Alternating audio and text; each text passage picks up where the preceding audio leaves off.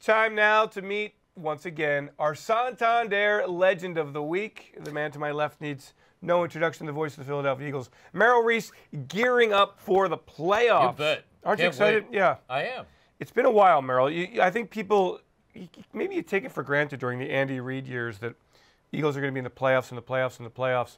Not since 2013 now. So this is a special occasion. Your thoughts on the game? You know, I'm excited because it's been 4 years since this team has been to the playoffs, and there is a special speed that the playoffs brings with it. There is a buzz all week. I mean, you know me. I get excited for a preseason game. But this week, to be back in the playoffs, the week is taking too long. I wish it were in 15 minutes, that we were just going up to the booth, watching them work out, and let's see the Eagles play the Atlanta Falcons. I feel very good. The Atlanta Falcons coming off a big win on Saturday in Los Angeles. Your thoughts on the Falcons, the defending NFC champions? You know, something I didn't realize, the Falcons are the only NFC team to be in the playoffs 2 years in a row. That none of the 2016 playoff teams, other than the Falcons, are back again. And that says a lot for a Falcons team that was 4-4 at one point this season. But they got it together, and they won 6 of their last 8. They're a good team. And Matt Ryan is a quarterback that I have a lot of respect for. I think he's a very good quarterback. I think their backs are good. I think they have the best wide receiver in the National Football League at this stage of his career, Julio Jones. And yet, I have a very good feeling about the Eagles for many reasons. I think this is a special defense. Look at the way they performed all year. And I'm going to tell you something. You out there are going to play a very, very big part in this game. Indeed. Because the link is going to rock, and that noise is deafening. And listening to Jim Schwartz yesterday when I brought it up at his media conference, he will tell you it makes a big difference when you are in a hostile environment and having trouble hearing the signals.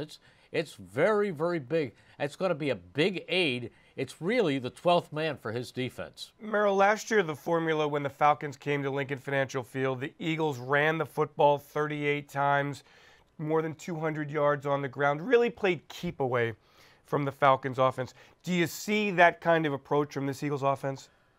I think maybe going into the game, I think you want to run the ball as much as you possibly can.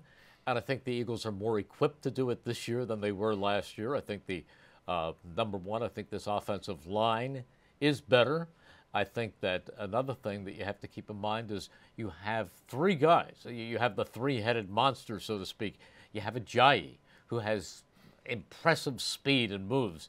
You have the train, the guy I like to call the train, LeGarrette Blount. He has a powerful back, but with great feet, and he can burst. You give him a little bit of a hole, he carries people on his back. You have the rookie, Corey Clement, who exceeded everybody's expectation, and every now and then, as a change of pace, you bring in Kenyon Barner, who catches the ball well out of the backfield, has a move here, a move there. So I think the backs are good. I mean, they have 2 good backs. There's no doubt about it, in Devontae Freeman and Tevin Coleman. But they're not great backs. I take the 3 that the Eagles have over the 2 that the Falcons have.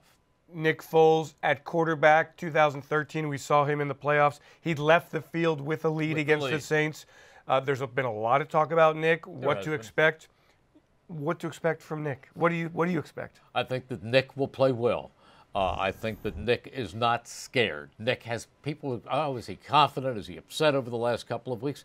I think he's disappointed that his own personal performance was not at a higher level. But Nick Foles is a veteran quarterback who will go out there and do what the defense, he will take advantage of what the defense gives him.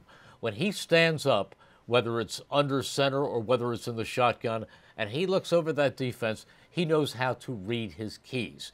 He will be a veteran. But you know what?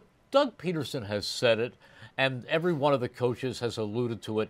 It's not just Nick Foles. You need the offensive line. You need the receivers to catch the ball. You need the defense to dig in and play well.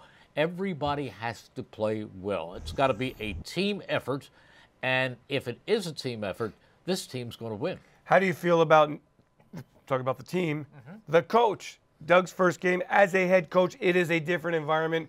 You win or you go home.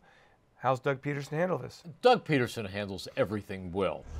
He's not a guy with a mercurial personality who goes sky high and dips to a nadir. He's a guy who knows what he's doing. He knows he's calm. I mean, we've watched Doug now for 2 straight years, and you can go back to the first game he coached, Dave, against the Cleveland Browns. He wasn't panicky. Right. You look at the way he's managed games at the end. How often have the Eagles run out of timeouts? How often have they made bad decisions in terms of challenging plays? Once in a while, everybody does, but not to an epidemic proportion. I think that Doug Pederson's going to do just fine. Great stage, great setting, 4:35 kickoff. Eagles, Can't Falcons, Lincoln Financial Field, Merrill Reese. Our Santander Legend of the Week is all ready to go. Can't wait. Merrill, thanks very much.